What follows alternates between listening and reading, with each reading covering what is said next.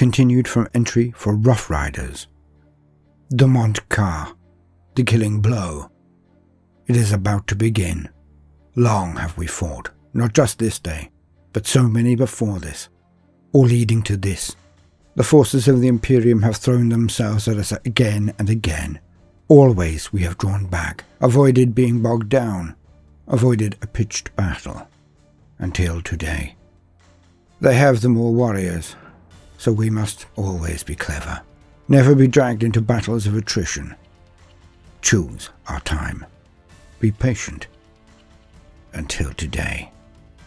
And now it comes. Our killing blow. The Montcar begins.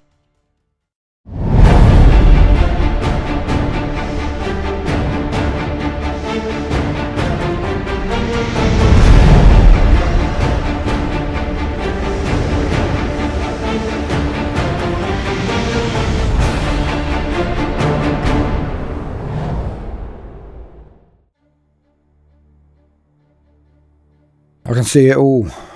My head popped out of the tank. But I'm not in charge of firing or driving. When I've given an order, I then have some time to take a shufti about. And it ain't going great.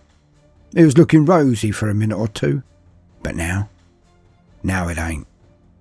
We're at the head of the column, our old gal left in the wreckage half a mile back almost. In our Bernie tank, as we are, backing up old Bonus Bill. The massive Baneblade punching its way through the lines of the little blue fellers. And all around us it's pandemonium, more even than usual.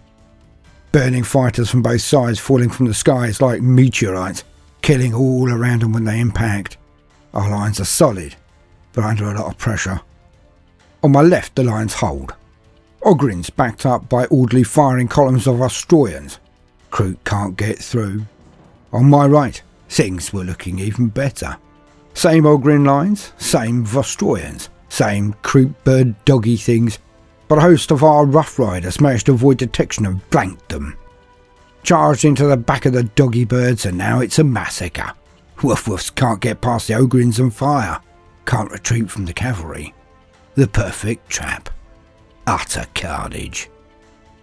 With the second wave of our armour moving up after pecking its way through the graveyard of the previous wave, where our old girl sits still smoking, it was looking grand. Nothing stopping Bill, and us as watchdogs keeping back the rabble with our Bernie. Nice, I thought, but it turned on a die again. Horrible little blue nasties. Play their last hand, and there's a whole cord of high cards in their spread. Our cavalry starts to burst, is the only way I can put it. Some form of fire coming straight through them. I see entire horse and rider pairs being thrown into each other, so hard they bounce into the air. That's just on the right. On the left, it's even uglier if I can be honest. Poor thickets are pinned in place, probably wouldn't be able to get out of the way even if they were told to. One-track mines, as anything more confuses them too much. But they stand now, as heads start popping. Entire sections being blown back by bullets that tear straight through their shields, their hides and out the back of them, but so darn hard that they are flying back, just like the cav. It ain't looking great. That line holding them off from the Vostroyans is crumbling mighty quick sharp. I see a shadow or two strike the valley, and I look up the field. Ah, nuts. This is going to get even messier now. They've got us pinned into the middle of the valley, hemmed in on each side. Their bouncy boys and snipers are coming up thick. It's them with the big guns that are popping ogs and nays. Nasty. And I do mean popping. Now the critter lying down, holding off for a second. The ogs are being hit so hard that they're almost vaporising. The fuzzy tops behind are being splashed with dead og like there was little painted figures, all sprayed red from the front. Don't know if they will hold under that. Ogs or the fuzzies. But at the top of the field, the head of the valley, causing those shadows, a score of those floaty, fishy, tanky things come over. A shoal of hammerhead gunships. But that ain't all. They've got broadsides with them. Like dreadnoughts, I guess, but nippier. And they immediately introduce themselves. Fire rakes down the lines and the second wave of tanks starts to go the same way as the first. pinpoint shots hit them hard, punching straight through. Nice, eh? No, not one bit. Because as the little shot that sounds like a twig snapping hits you, it's messy. The thing punches straight through the arm on one side, going so fast it punches through the other. But as it's going so fast, it drags everyone out with them through a tiny little hole.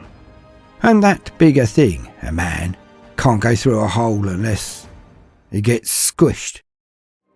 Ever seen a grox, a herd animal, with the squits? Huge fountains of the stuff comes out in geysers. It's like the tanks of groxes, the lads inside the squits fountains. Imagine that. Being pulled through a hole with all your mates and being turned into stew spray. Okay, it's fast, I guess. Silver linings, eh? But it ain't nice to watch, I can assure you. I don't like seeing so many of my mates turned into tank butt stew. The tower firing down and culling scores of Australians as they fire into the infantry as well. Entire squads turn into mush, covering over a little ball and moving at the speed of hate. A few of our boys are trying to fire back, but are way out of range of our guns. For them, it must be like shooting into a barrel. Looks like we only have one last play. They're avoiding shooting at us and Bill, due to us being so close to their own men. If we explode, it'll take out hundreds of them. So we back up our Bane Bay boss, Bill, and keep as close to their walls of men as we can, smashing through their tide walls, and Bill grinds over them.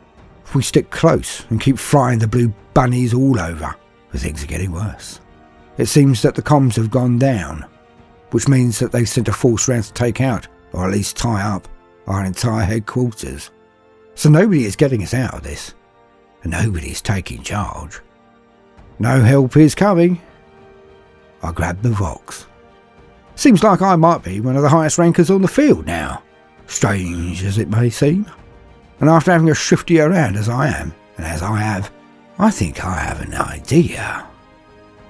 This had better work.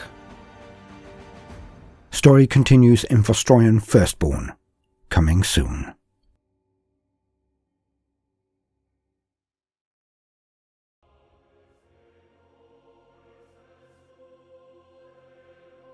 Welcome, gentle listener. I am Baldermort, your faithful servant, and I wish to introduce you to the forces, factions, and important war gear of the Warhammer 40k universe. The grim darkness of the far future, where there is no time for peace, there is only time for war.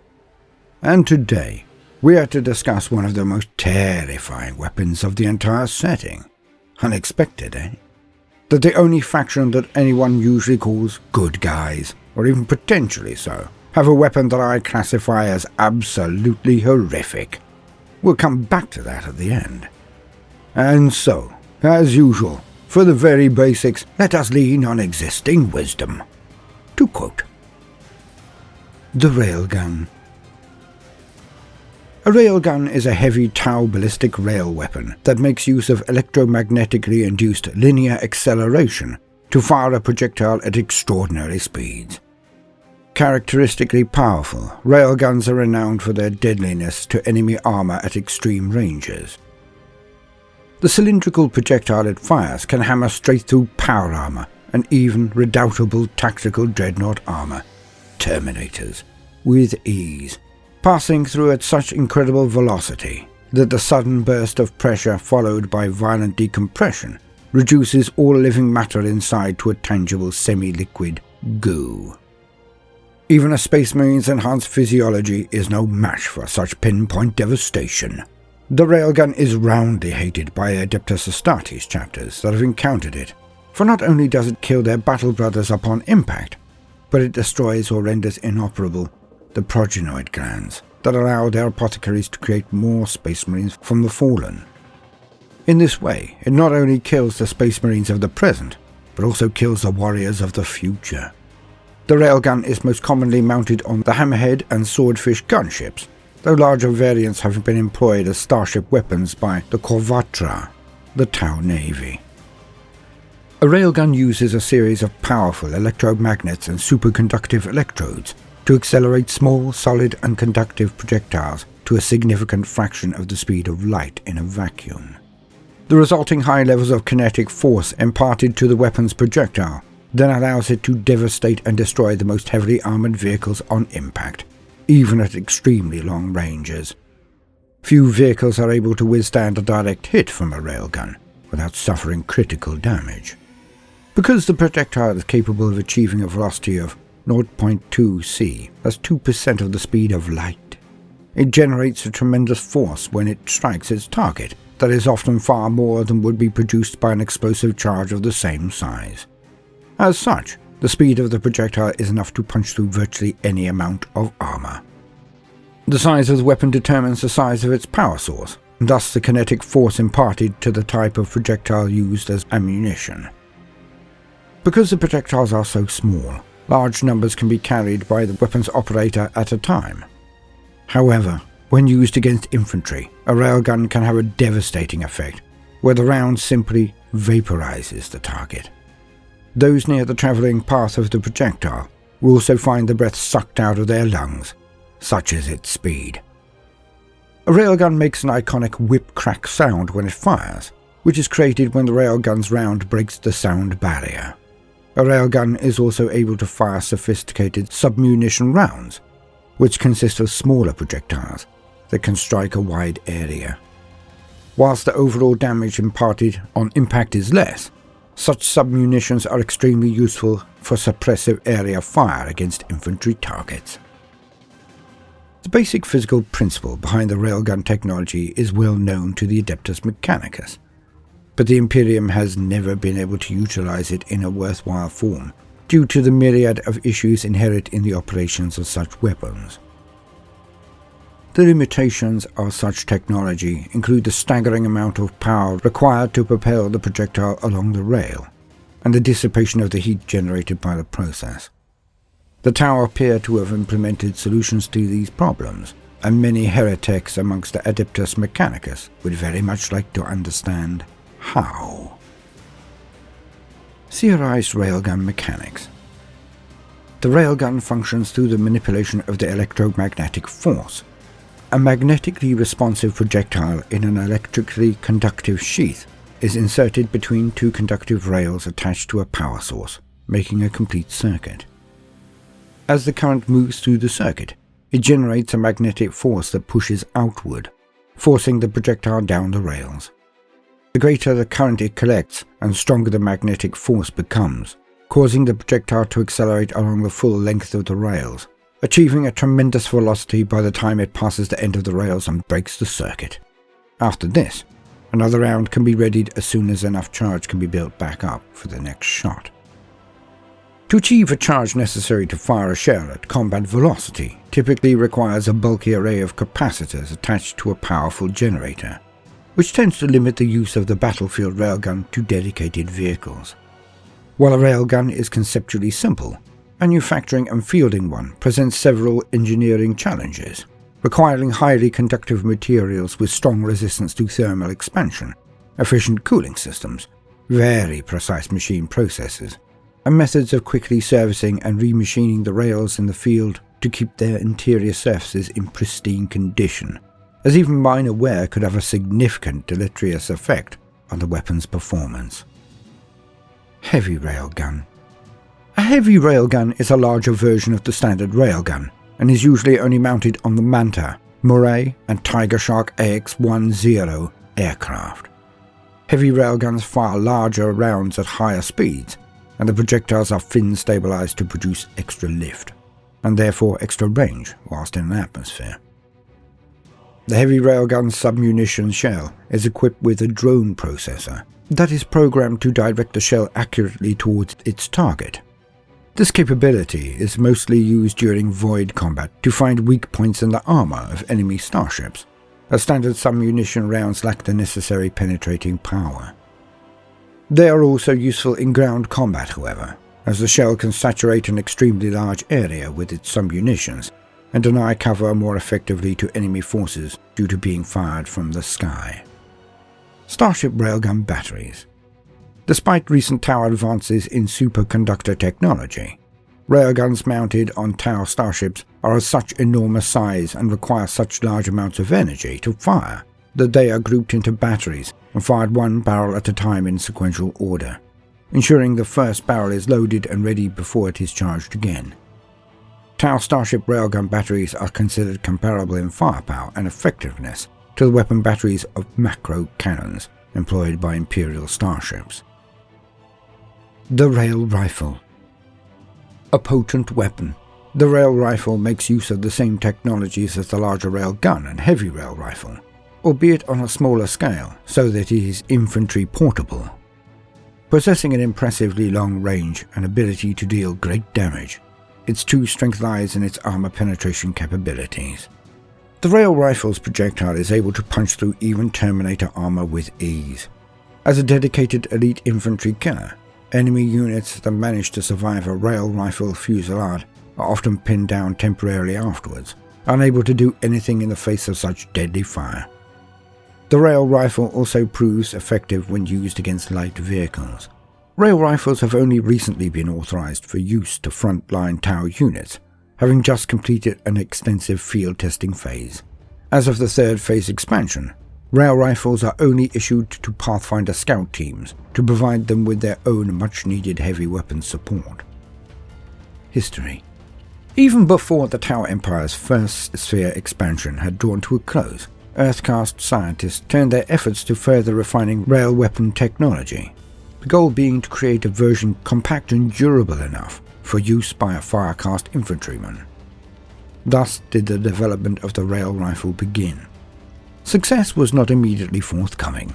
Early rail weapons required substantial shielding in order to avoid flooding their hammerheads and battlesuits with harmful levels of radiation. These shields were inevitably formed of super-dense metal alloys and contributed greatly to the mass of the weapon. Even when the payload of the prototype rail rifle was reduced, allowing a comparable reduction in power requirements, the weapon was way too heavy to be carried around by fewer than 3 fire warriors, and was therefore relegated to seldom used defensive emplacements. Progress was slow for many standard years. The Earthcast reduced the rail rifle's bulk by increments, but never by enough to meet their stated objective. Nevertheless, their labours were not wasted, as many of these refinements were retrofitted into existing hammerhead and broadside railguns. Even though the goal of a portable rail rifle was still some way off, rail weapon technology as a whole was becoming compact, more accurate, and cheaper to produce with every year that passed. The breakthrough finally came in the Second Sphere expansion, during the campaign known to the Imperium as the Damocles Gulf Crusade. Here, the Tau were faced with a better-equipped enemy than any they had fought before, and the resulting conflict spurred unprecedented advancement in all fields of Tau scientific endeavor. Amongst the developments was a new ceramic named Oresva, literally mighty bulwark in the Tau lexicon. Originally conceived as an ablative hull material to counteract the devastating effects of the Imperium's fleet-borne Nova cannons, the material was soon discovered to have unparalleled radiation absorption across a wide spectrum, and better than that, it was light, almost weightless. With the way finally revealed, the Earthcast presented the Firecast with the first prototype rail rifles. At this stage, the rail rifle was still undergoing field trials with specialist teams, but it was hoped that the new weapon could be issued more widely and eventually mass-produced. The relatively slow rate of fire, the bulk of the weapon, and the early unstable targeting mechanism did not meet the expectations of the Ethereal and Firecasts, and these early prototypes often displayed a dangerous malfunction where the immense power generated by the weapon could generate fatal feedback through the rail rifle's neural targeting system. Yet the rifle's ability to penetrate armor made it highly valuable to Tau forces, despite the difficulties incurred in its development. Indeed, it was found in early tests against various armor types in the Tau arsenal that only the armor used in the XV-88 broadside battlesuits could offer any protection against its power. The weapon was capable of penetrating even the hardest carapaces of the larger Tyranid bioforms. The impact of the rail rifle was also such that its target was frequently hurled bodily by the impact, and this effect, combined with the distinctive whine of its hypersonic slug, often had a demoralizing impact upon the foe. Further developments to the weapon and refinements in its design eventually removed the risk of dangerous neural feedback to the user, and the weapon was issued to frontline Pathfinder units for field testing. This stable variant of the rail rifle has since been improved upon throughout the Third Sphere expansion until it has reached its current refined state. At the sacrifice of a small modicum of range, the rail rifle is now used on the move more easily and can be fired faster. Its projectile can penetrate all known forms of infantry armor and even possesses a threat to lightly armored vehicles. Now, centuries after its first development, the rail rifle is a common sight in Pathfinder Vanguard and reconnaissance teams, though it has not yet fully supplanted the pulse carbine. Indeed, current firecast doctrine dictates the rail rifle never be fielded to the exclusion of all other weaponry. Even though the current models are considerably more reliable than the initial prototypes, they are still prone to occasional misfires or targeting system failures. These mishaps are rare, perhaps 1 in 10,000 firings, but until this minor quirk is rectified, the firecasts will consider the railgun an augmentation to Pathfinder teams, rather than a mainstay weapon. Whilst rail rifles officially remain exclusive to Pathfinder teams, there are persistent rumours that more compact versions of the weapon are currently being trialled by Fire Warrior cadres on the Tau Empire's eastern fringe. It is difficult to say whether there is any truth to these tales, though it is certainly the Earthcast's avowed intent to oversee further refinement to the weapon. Their next goal is to evolve the rail rifle to a point where its killing power is comparable with its larger, broadside-mounted cousins. End quote. And this one weapon should fill the forces of the Imperium with dread. Not just because it can outrange the armies of the Imperium, not just because it makes an absolute mockery of the one thing that humanity seems to do so very well, heavy armor. No. The Imperium should fear because of what it represents. But it is a quote from Commander Puretide that encapsulates the threat of the Tau economically and dramatically. Tau technology is more than merely the means by which weapons are forged, my student. It is proof that we shall prevail. There is no challenge we cannot overcome, no wisdom we cannot master, no opposition we cannot defeat.